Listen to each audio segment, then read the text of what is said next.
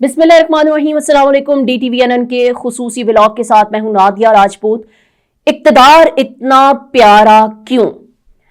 नाज़रीन, आपने ये तो देखा होगा कि हमारे मुल्क में भी बल्कि पूरी दुनिया में कुर्सी के लिए एक जंग लाजमी होती है, और जब जब इलेक्शन करीब आते हैं तो बहुत सी सियासी जमातें जो हैं वो इलेक्शन में हिस्सा लेती हैं और उनको यही होता है कि हम किसी ओहदे पर फाइज हो जाएं।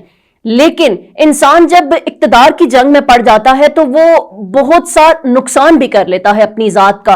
मुआशरे के अंदर उसका मकाम भी शायद पहले जैसा नहीं रहता। लेकिन इक्तदार की भूख इतनी ज्यादा क्यों है, इसी वीडियो में हम जानते हैं। तो बढ़ते हैं आज की वीडियो की जाने।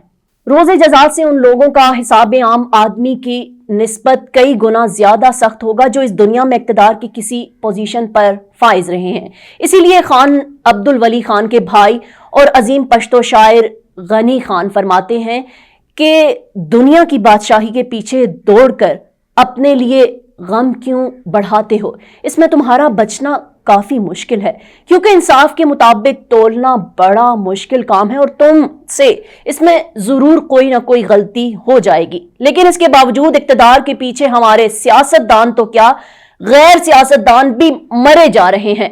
इन दोनों इलेक्शन का मरहला है और जहां बड़े लीडर वजीर आजम और वजीर आला बनने के लिए मरे जा रहे हैं, वहां निचली सतह के लीडर MNA और MPA बनने के लिए हर हद पार कर रहे हैं।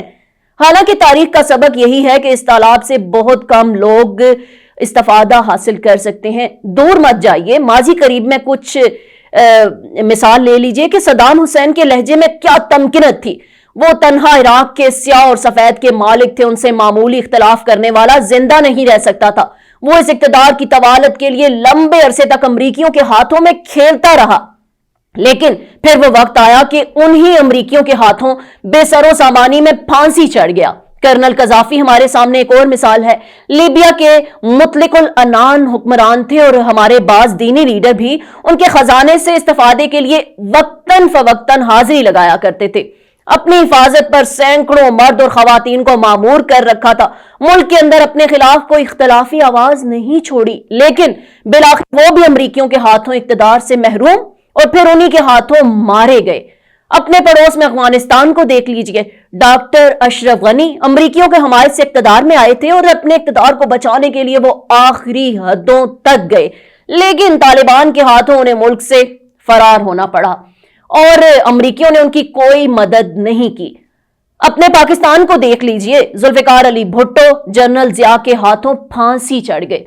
दोनों बेटे गैर फितरी मौत मरे और बेटी बेनजीर भुट्टो को रावलपिंडी में दहशतगर्दों ने जिंदगी से ही महरूम कर दिया। मियां नवाज शरीफ एक नहीं बल्कि 2 बार फौज के हाथों इक्तदार से महरूम किए गए। भाई, भतीजों और बेटी समेत कैदोबंद और जलावतनी की सोबतें काटी, लेकिन फिर भी सियासत से बाज नहीं आ रहे। मिस्र का शहर सिकंदरिया आज भी उसके नाम से मंसूब है, लेकिन वो बाबुल की एक झोंपड़ी में इंतहाई कसम पुरसी की हालत में मर गया। उसका इकलौता बेटा उसकी जिंदगी में कत्ल किया जा चुका था, जबकि उसकी सल्तनत मौत के बाद 3 जर्नैलों में तकसीम हो गई।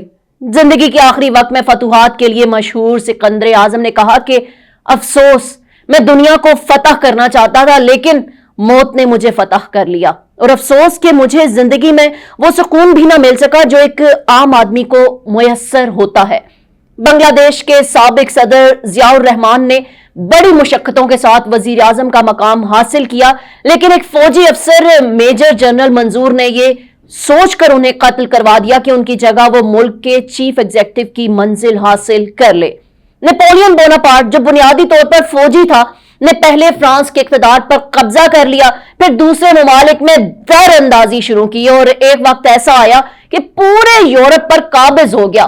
पहले फ्रांस की एक हसीना से शादी की और फिर इससे इलायदगी इख्तियार करके ऑस्ट्रिया के बादशाह की बेटी को बीवी बना लिया। लेकिन इस सब कुछ के बावजूद नेपोलियन बोनापार्ट जिंदगी के आखिरी अयाम में कहा करता था कि मायूसी मेरे नजदीक जुर्म थी, मगर आज मुझसे ज्यादा मायूस इंसान कोई और नहीं। मैं हुकूमत और मोहब्बत का भूखा था। हुकूमत मुझे मिली लेकिन साथ नहीं निभाया, जबकि बेतहाशा तलाश के बावजूद मोहब्बत मुझे मिल ना सकी। अल्लाह की असल नेमत खुशी, सुकून और कनात है, लेकिन सियासत और इक्तिदार इन सब को छीन लेता है। लेकिन पता नहीं क्यों हमारे लोग इसके लिए ना सिर्फ तगो-दो में रहते हैं, बल्कि इसकी खातिर हर चीज कुर्बान कर देते हैं। इमरान खान अगर सोशल वर्कर रहते और शौकत खानम अस्पताल या यूनिवर्सिटियां बनाते तो मुल्क भर के लोग उनसे मोहब्बत करते। मुझ समेत कोई भी उनसे इख्तलाफ न करता और उन पर मोहब्बतें निछावर करता, लेकिन इन्हें सियासत और इक्तदार की कशिश अपनी तरफ खींच लाई। चुनाचे वजीर आजम हाउस से होते हुए आज जेल में हैं। इन दिनों इलेक्शन का मैदान गर्म है और हर किसी ने वजीर आजम और वजीर आला नहीं बनना। सिर्फ एक वजीर आजम और 4 वज़राए आला बनेंगे, लेकिन हर सियासतदान दौड़ में लगा है, हर उसूल को कुर्बान कर रहा है।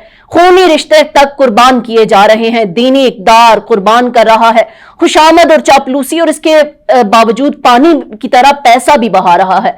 और कोई सिकंदर आजम बन भी जाए तो उसे जिंदगी के आखिरी औकात में यह कहना पड़ेगा कि मैं दुनिया को फतह करना चाह रहा था, लेकिन अफसोस कि मौत ने मुझे फतह कर लिया, और अफसोस कि मुझे वो सुकून भी ना मिल सका जो एक आम आदमी को मुयस्सर होता है। इसी तरह अगर कोई नेपोलियन बोनापार्ट भी बन गया तो आखिरी वक्त में उसे यही कहना पड़ेगा कि मायूसी मेरे नजदीक जुर्म थी, मगर आज मुझसे ज्यादा मायूस कोई नहीं। उम्मीद है आज की वीडियो आपको बहुत पसंद आई होगी। नेक्स्ट प्रोग्राम में किसी और टॉपिक के साथ हाजिर होंगी। तब तक नादिया राजपूत को दीजिए इजाजत। अल्लाह हाफिज।